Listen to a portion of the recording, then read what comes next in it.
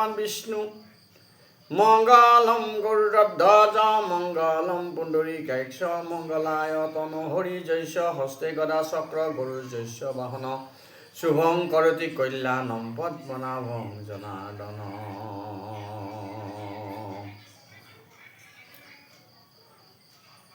হে প্ৰাণ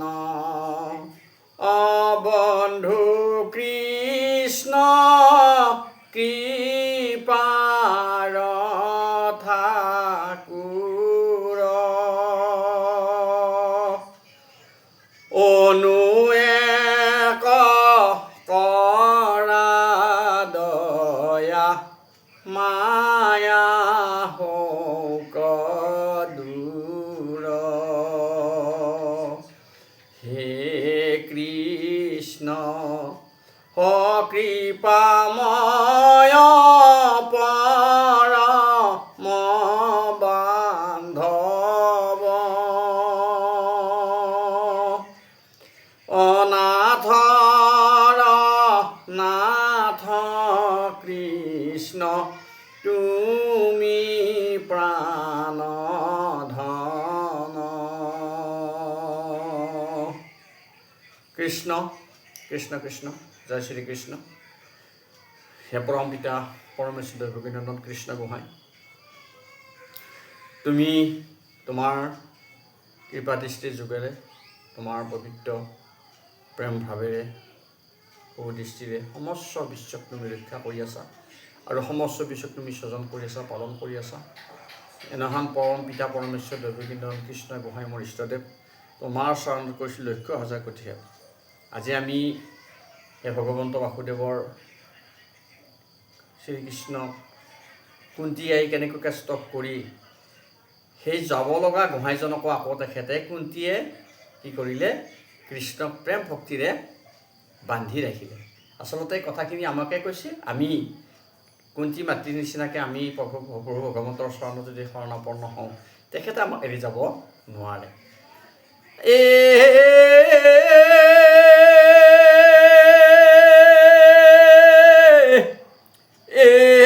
শ্ৰী ভৈলে ভুলে মন কৰে নানা কাম সম্পদটো নপৰে তোমাৰ লৈবে নাম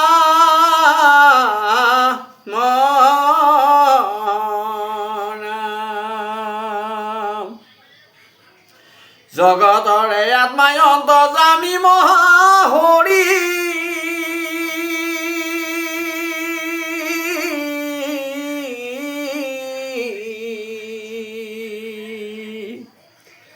ও নিজৰ ৰূপে আছা সাক্ষাতে অৱতৰি ৰাম কেহু বোলে বংশ বিস্তাৰিবা যাদৱৰ অ ৰাম বংশ বিস্তাৰিবা যাদৱৰ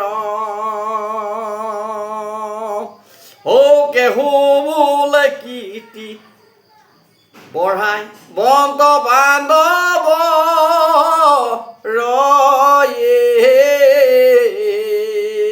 ৰাম কেহু বোলে তুমি ভাৰ হৰি বাক প্ৰতি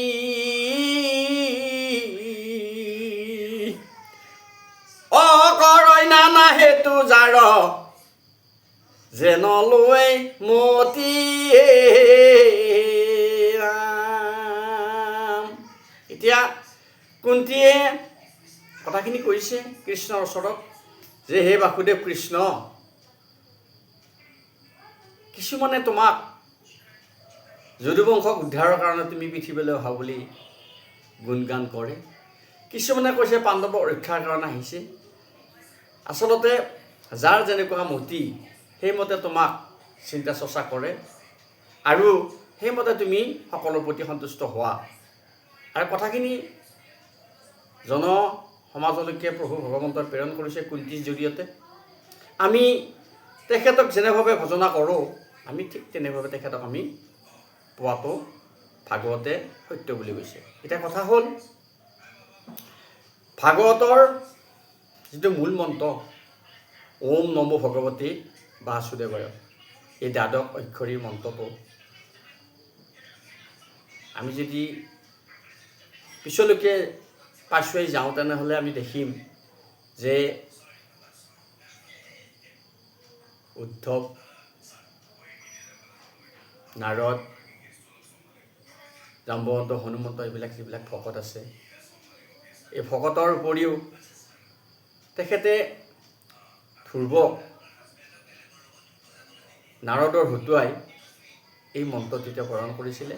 যেতিয়া ধ্ৰুৱ 5 বছৰ বয়সত মাহী মাকৰ গঞ্জনা লঞ্চনাৰ প্ৰতি সহ্য কৰিব নোৱাৰি তেখেতে বনত গৈছিলে কৃষ্ণ প্ৰাপ্তিৰ কাৰণে। আৰু তেতিয়া কৃষ্ণই নাৰদক কৈছিলে যে তুমি নাৰদ, তুমি এই সৰু 5 বছৰীয়া ল'ৰাটিক অকণমান শিক্ষা দি আহা যাতে তেওঁ অতি সোনকালে মোক প্ৰাপ্তি হয়। আৰু তেতিয়া নাৰদে গৈ ধ্ৰুৱক এই মন্ত্ৰটি অৰ্পণ কৰিছিলে ওম নমো ভগৱতী বাসুদেৱায়। কৃষ্ণৰ মূল মন্ত্ৰ ওম নমো ভগৱতী বাসুদেৱায়। হৰে কৃষ্ণ কৃষ্ণ কৃষ্ণ হৰে হৰে, হৰে ৰাম ৰাম ৰাম হৰে হৰে, অক্ষৰম পৰম ব্ৰহ্ম জ্যোতিৰূপ সনাতন। এই তিনিটা তেখেতৰ মূল মন্ত্ৰ। আৰু এই মূল মন্ত্ৰৰ জৰিয়তে আমি তেখেতক নিজৰ আপোন কৰি লোৱাৰ এটা বাট তেখেতে দি থৈ গৈছে। সেই প্ৰভুসকল, আপোনাৰ বাবে বা আমি সকলোৱে এই মন্ত্ৰটি উচ্চাৰণ কৰিব লাগে। ওম নমো ভগৱতী বাসুদেৱায়। হৰে কৃষ্ণ কৃষ্ণ কৃষ্ণ হৰে হৰে, হৰে ৰাম ৰাম ৰাম হৰে হৰে, ওম অক্ষৰম পৰম ব্ৰহ্ম জ্যোতিৰূপ সনাতন, অক্ষৰম পৰম ব্ৰহ্ম জ্যোতিৰূপ সনাতন, অক্ষৰম পৰম ব্ৰহ্ম জ্যোতিৰূপ সনাতন। হে কৃষ্ণ গোহাঁই, আমি সকলোৰ প্ৰতি সেৱা ধৰিছোঁ। মংগলময় ভগৱন্ত বাসুদেৱ মংগল সকলোকে কৰক।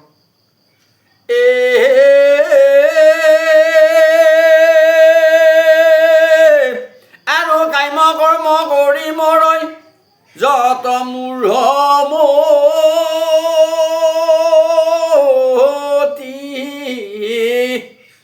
হৈলন্ত বেকত তাংক নিস্তাৰিবে ব্ৰতি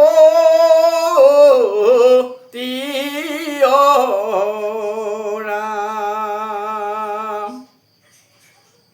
হে অনন্ত চৰিত কথা কৰিলা প্ৰচাৰ, শ্ৰৱণ কীৰ্তনে তাৰ তৰু সংসাৰ,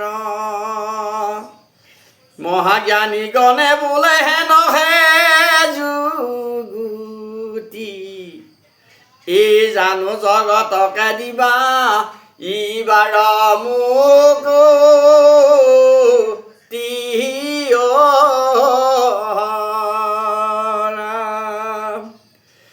আৰু হৈলা বিদিত আখি আপুনি ঈশ্বৰে, তোমাকে হে নজানি কুমতি নৰে মৰে, এই শুনে গাঁৱৰ স্মৰে যিটো তোমাৰ কথা কওঁ, তানে গাঁৱে কীৰ্তন প্ৰশংসে যিটো তা কওঁ।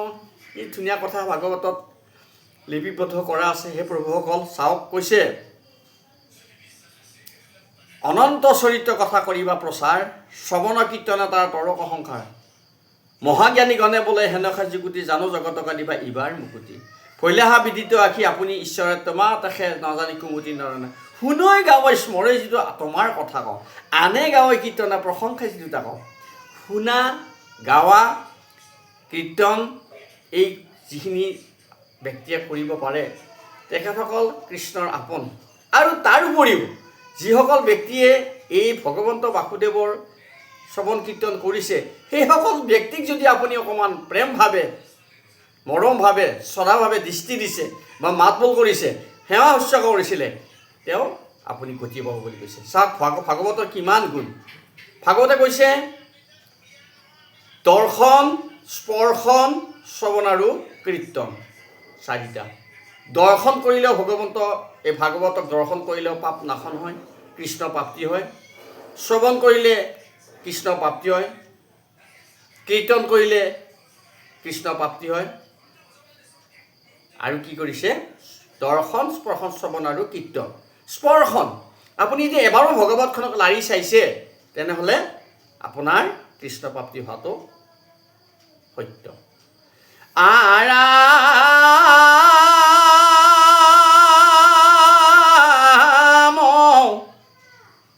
অচিৰকালত পাৱই তোমাৰ চৰণ, আৰু দুনা নাহি তাৰ জনম মৰণ।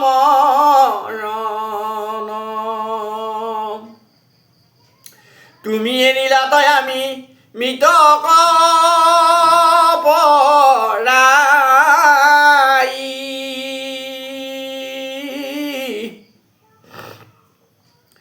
এই ৰাম নগৈলে যাদৱ গণ মৰে সমুদায়।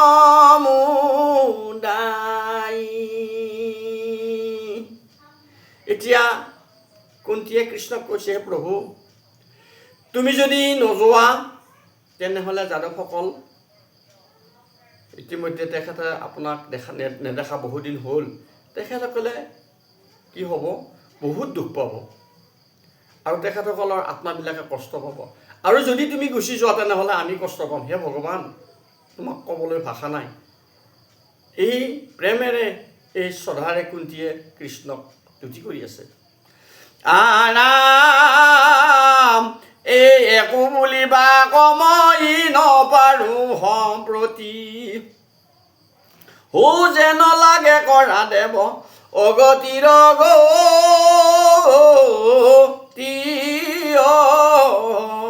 ৰাম। তোমাক চিন্তনে নপাৰোঁ এখে মোৰ খেদ,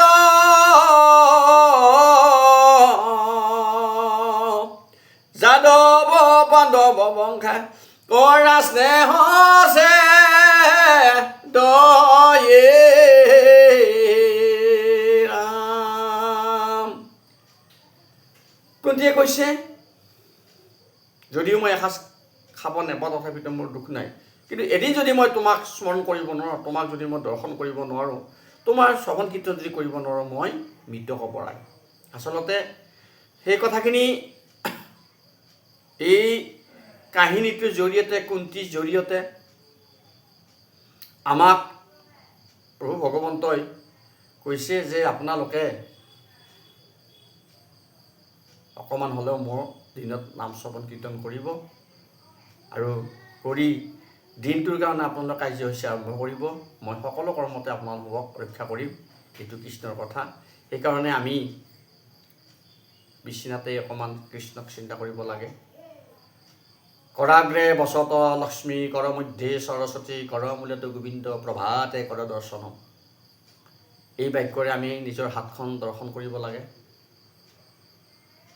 আকৌ পৃথিৱীত আপোনাৰ চৰণ পোৱাৰ আগতে এই প্ৰকৃতি মাতৃক বসুমতীক এটি সেৱা ধৰিব লাগে। বোলে চৰণ জানে মৰণৰ ঠাই, শিৰিগুৰিতালৈকে লৈ যায়।